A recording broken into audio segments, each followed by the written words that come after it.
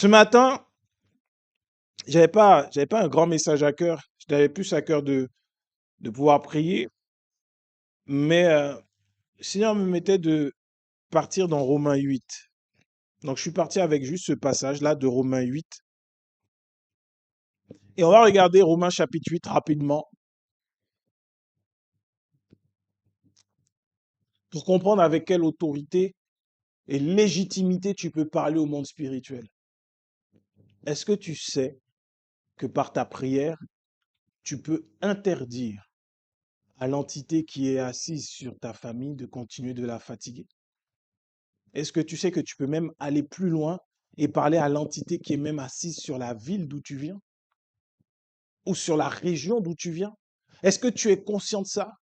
Il y avait un homme qui, en Écosse, je crois, en tout cas dans le Royaume-Uni, au Royaume-Uni, qui à un moment donné cherchait le Saint-Esprit. Et il a tellement prié, lui tout seul. Je ne parle pas d'une église, je parle d'un homme.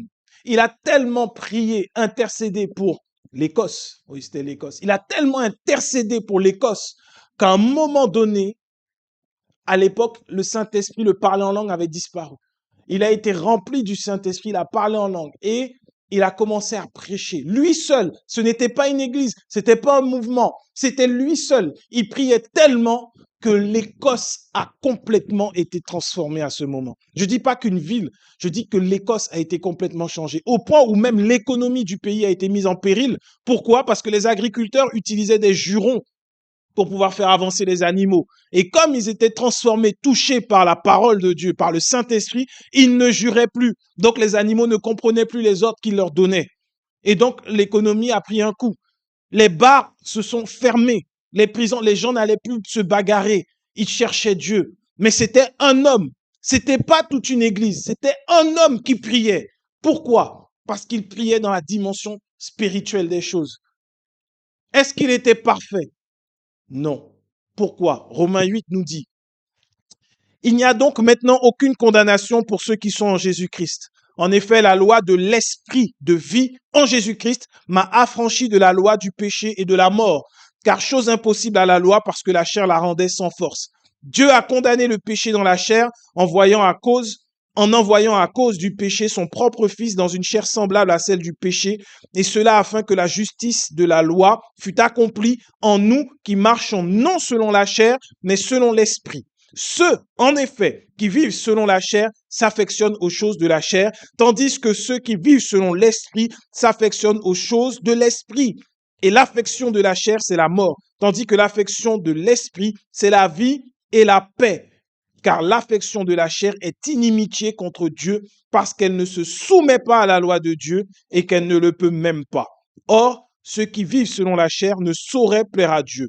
Pour nous, nous ne vivons pour vous, vous ne vivez pas selon la chair, mais selon l'esprit. Si du moins l'esprit de Dieu habite en vous. Si quelqu'un n'a pas l'esprit de Christ, il ne lui appartient pas. Et si Christ est en nous, le corps, il est vrai, est mort à cause du péché, mais l'esprit est vie à cause de la justice. Et si l'esprit de celui qui a ressuscité Jésus d'entre les morts habite en vous, celui qui a ressuscité Christ d'entre les morts rendra aussi la vie à vos corps mortels par son esprit qui habite en vous.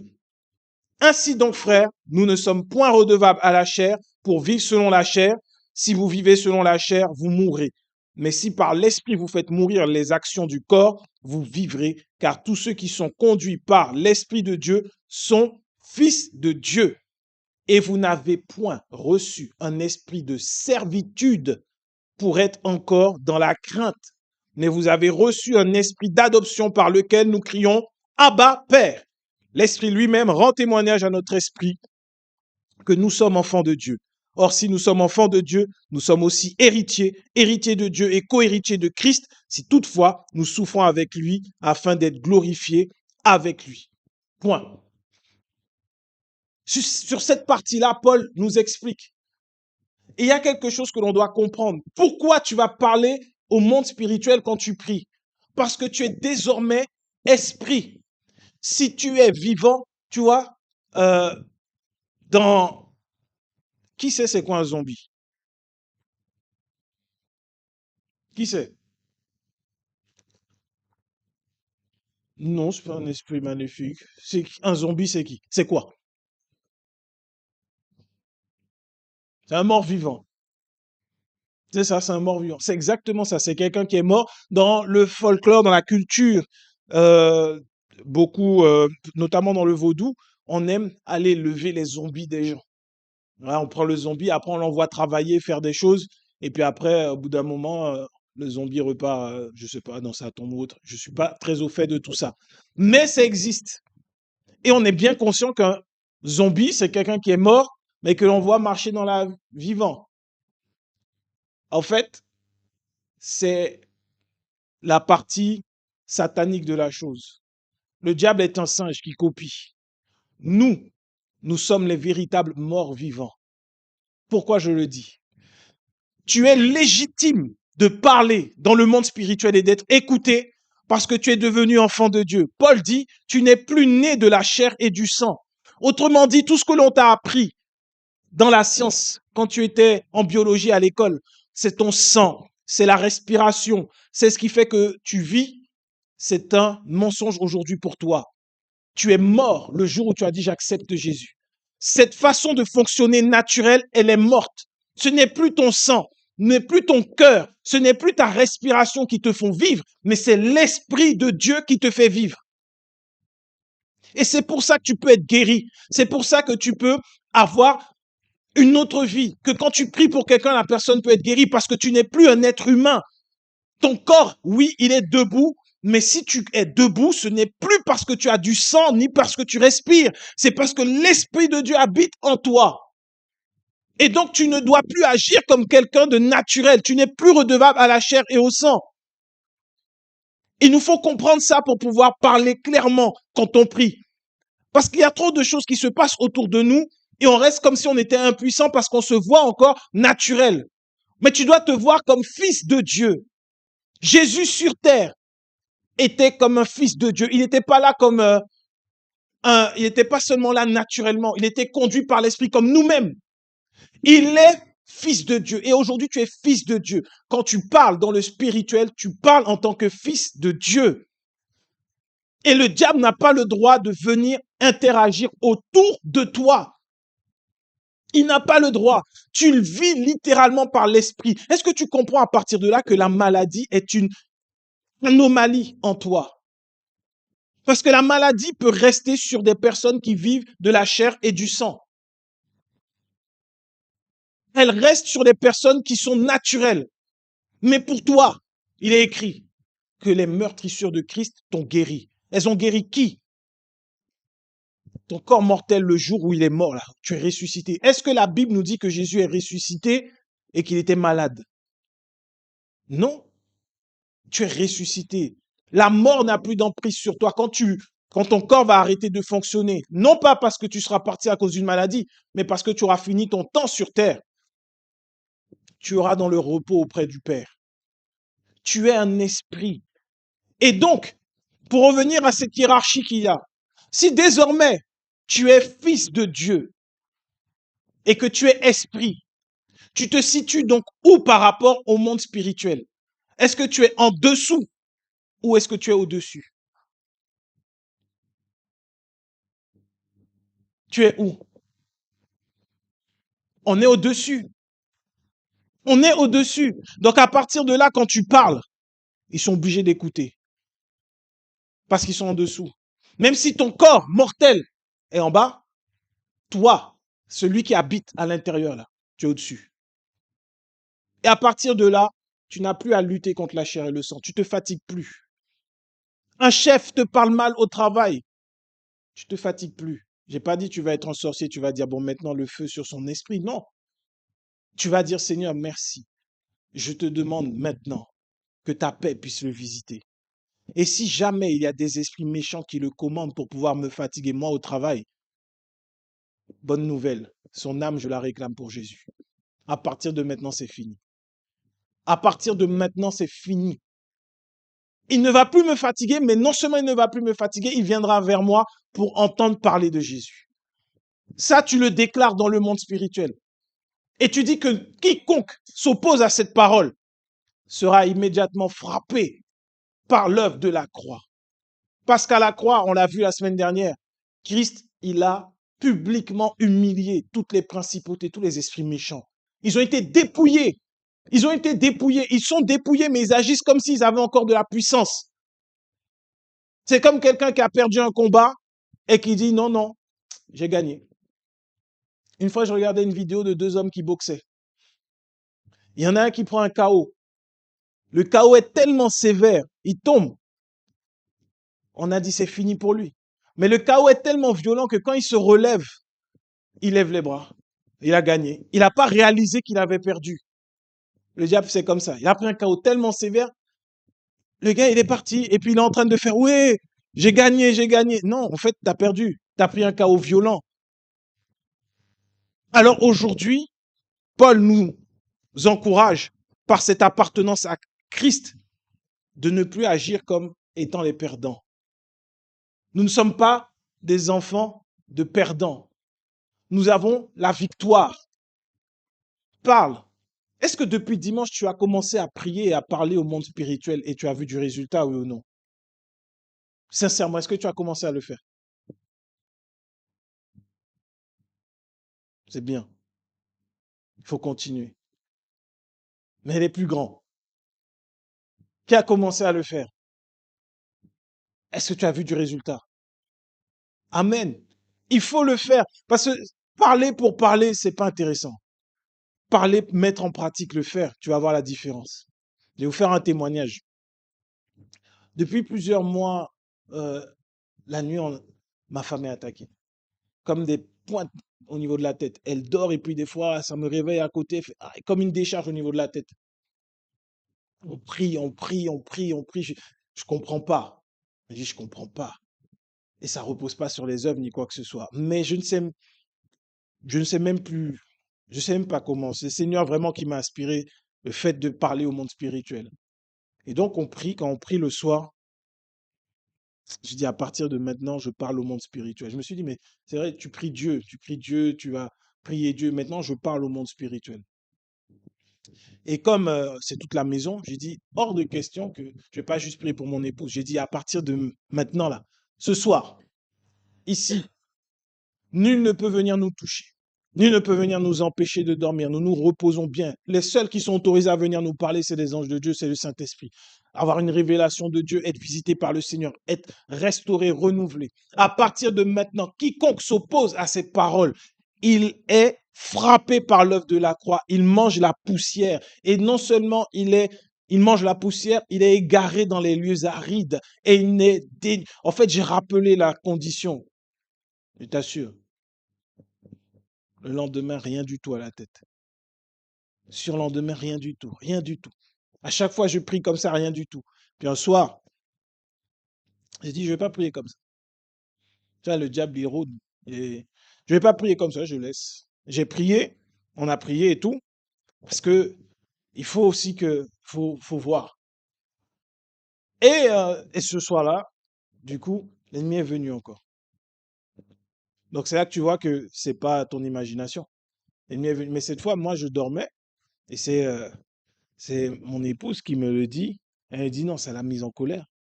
Elle a prié comme je prie. Elle a dit non, j'ai fait exactement comme toi tu fais. Et ça s'est arrêté tout de suite. Rien du tout. Le but, c'est de mettre en pratique, pas dépendre d'eux. Parce qu'au début, en général, je vais enseigner, on va parler, on va faire. Mais après, il faut que tu avances tout seul. Le but pour nous ici, c'est de mettre en pratique tout ce qu'on reçoit. Ce que je reçois, c'est pas pour moi uniquement, c'est pour nous tous. Là, maintenant, pour chacun d'entre nous, c'est la saison de parler dans le monde spirituel. Une situation te fatigue. Tu en as marre de voir des âmes être détruites dans les églises. Tu as le droit de parler et de dire que ça s'arrête. Tu as des frères et des sœurs qui sont enrôlés, qui sont dans des endroits que tu n'aimes pas. Tu as la responsabilité, au-delà du droit, tu as même la responsabilité devant Dieu. Parce qu'on a vu que nous sommes là pour révéler la sagesse infiniment variée de la grâce de Dieu au monde spirituel. Tu as le droit et tu dois te lever dans la prière et dire, je refuse que ma sœur dans le sang continue d'aller dans une église qui l'a détruit. Je refuse. Et je prie maintenant qu'elle soit libérée et que tout esprit qui la retenait captive, qu'il soit libéré. Il faut parler dans le monde spirituel. On n'est pas juste là pour être des commentateurs. Voilà pourquoi l'auteur des Hébreux nous dit que nous avons une grande nuée de témoins. Tous ceux qu'on a vus dans l'Ancien Testament n'avaient pas Jésus en eux.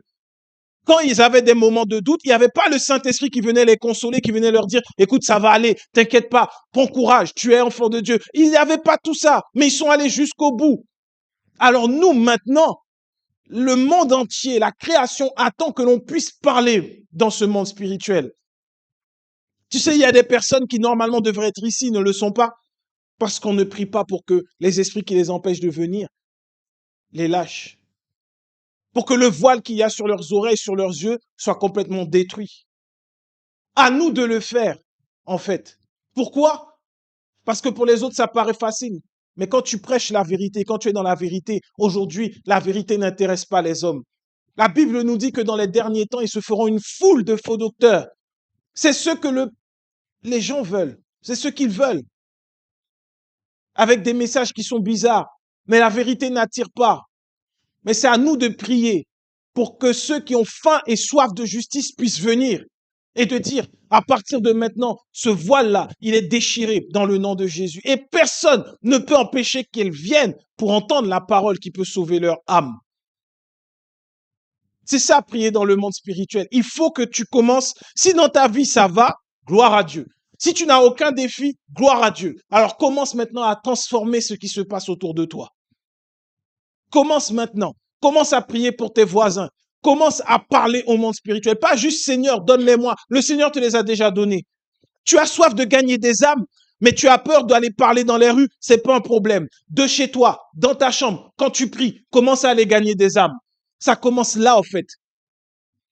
C'est comme ça que Jésus a fait avec les poissons pour que les hommes puissent le suivre. Jésus a parlé au monde spirituel. Il a dit, jette ton filet là.